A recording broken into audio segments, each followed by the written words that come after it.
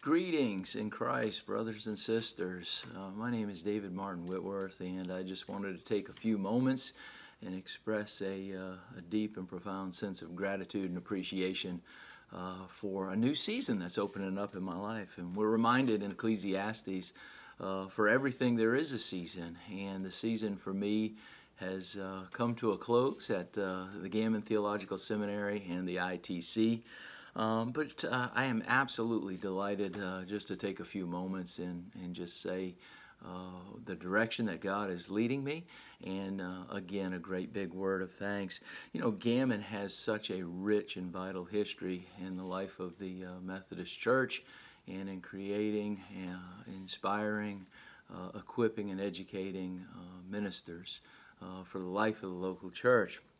You know, as you know, Elijah Gammon was the visionary behind Gammon, what we know to be Gammon Theological Seminary, and of course its rich history is near and dear to my heart.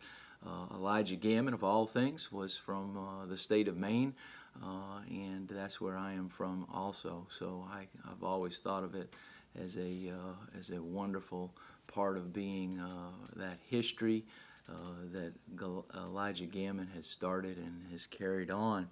I have had the great privilege of serving the last 3 years as the Bishop Cornelius and Dorothy Henderson Chair of Evangelism, which is an E. Stanley Jones professorship funded by the Foundation for Evangelism, and it has been a deep honor for me.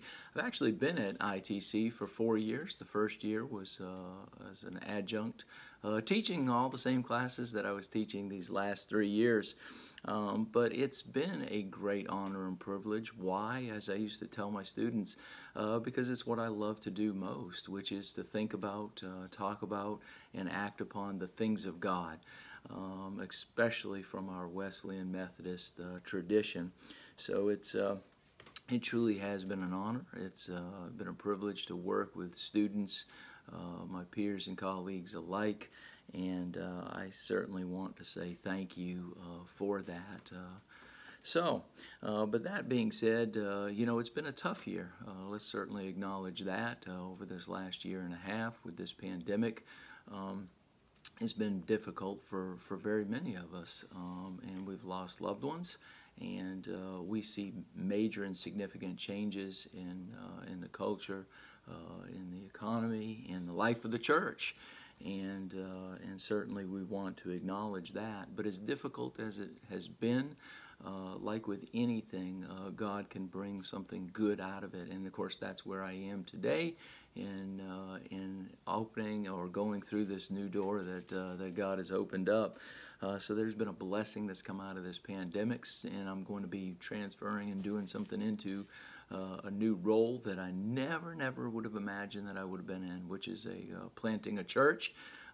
You know, we started last fall, actually late summer, with a person, an old friend that had approached me about doing a praise and prayer service outside because they were missing that opportunity to gather and to praise in person, but in a safe way.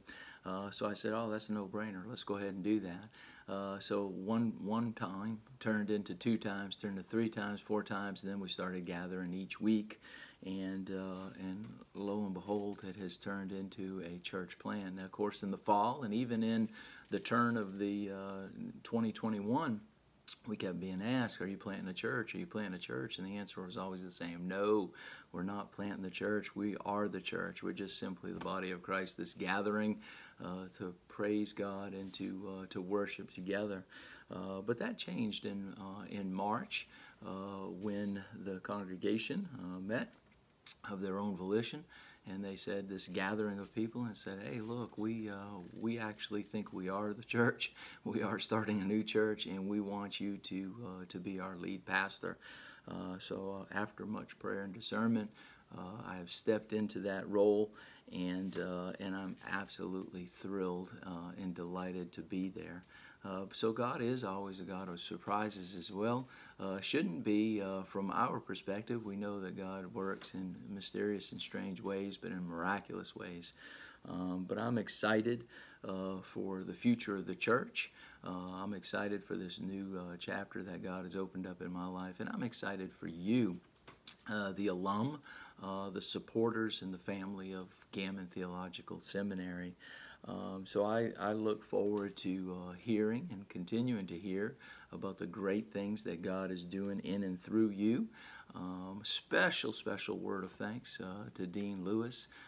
Just absolutely delighted to see her take on the helm at Gammon Theological Seminary, and I'm just sad that I'm going to miss that opportunity of working alongside her and supporting her in this new ministry for her as well.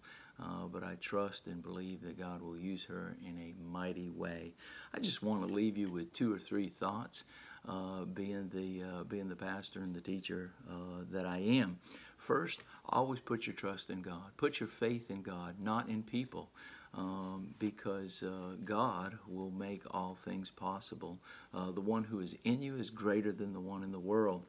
You know, when we put our trust in God, quite simply, we have hope for people. We have hope for ourselves, and we have hope for others. So the source of all hope is Jesus Christ. It's not possessions, it's not titles, it's not accolades, it's not pedigrees, even though you can see pedigrees on the wall behind me. And yes, worked very hard to achieve them, just as you have and are in matriculating at Gammon and the ITC. That being said, that's not my source of hope, and I know it's not your source of hope either. That source of hope is always Jesus Christ, what He has done for us. And then, of course, not only do we put our faith in God so that we can have hope for people, but the greatest, of course, is love. Move and act only in love. You know the great love chapter. Love is patient, love is kind, it does not envy, it does not boast, it's not rude. In other words, act and move in everything that we think, everything that we say, and everything that we do from a place of love. And of course, that is founded, as we know in 1 John, that God is love. So when we move in and acting from that place of love, not only is God transforming us, but God is using us to be part of that transformation that God wants in the world. So, thank you for letting me share that. Thank you for this great honor and privilege for the last 4 years of being able to serve as this professor of evangelism, to do what I absolutely love to do, which is to share the good news of Jesus Christ through word, deed, and sign. I'm just a phone call or an email away. I would count it a great privilege to hear from you if there's anything that I could ever do to be helpful to you in your life and in your ministry. And I thank God for the great privilege of working alongside you these last 4 years. God bless, and God's peace always be with you.